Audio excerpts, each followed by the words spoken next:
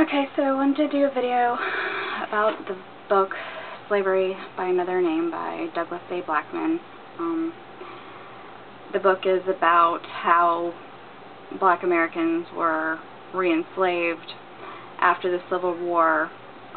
Not just black people, but mostly black people. There were white criminals that got treated in a similar manner as well. Poor people, they couldn't afford to pay their bail to get out of jail. Well, lo and behold, businessmen would come along to pay their bail, and in exchange they would be obligated to work for whoever bailed them out for, in many cases, months and years, under conditions that were comparable to what you will hear about people experienced during Nazi Germany in the work camps that they had.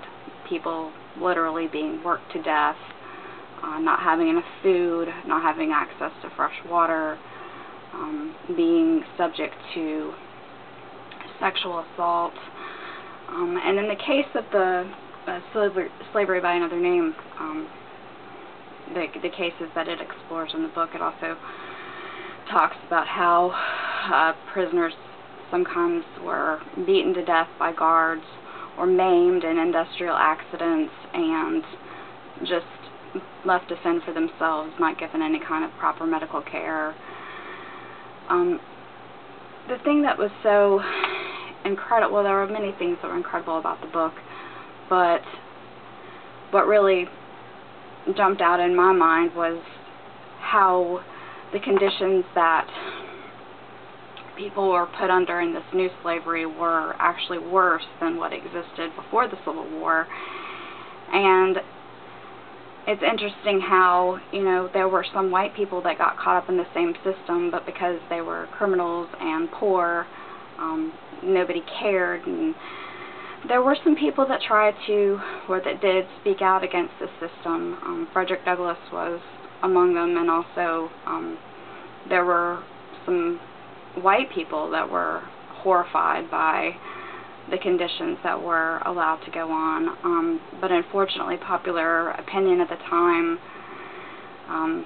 really didn't want to accept the severity of the problem, and there was so much economic incentive to not pay black people a fair wage.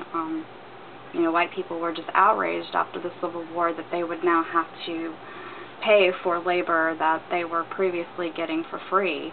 So it isn't really surprising that they would come up with some way to extract that labor. And there were also white people that got upset about the system.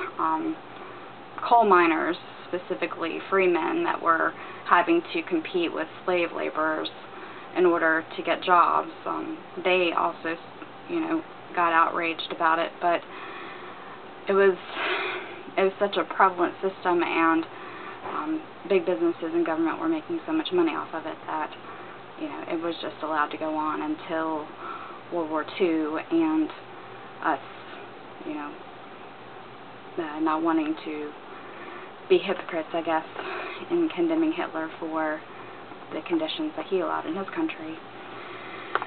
So in essence, I would just definitely encourage people to read this book. It definitely helped me to put American history in a better perspective, and hopefully it will do the same for you. Thank you. Have a great day.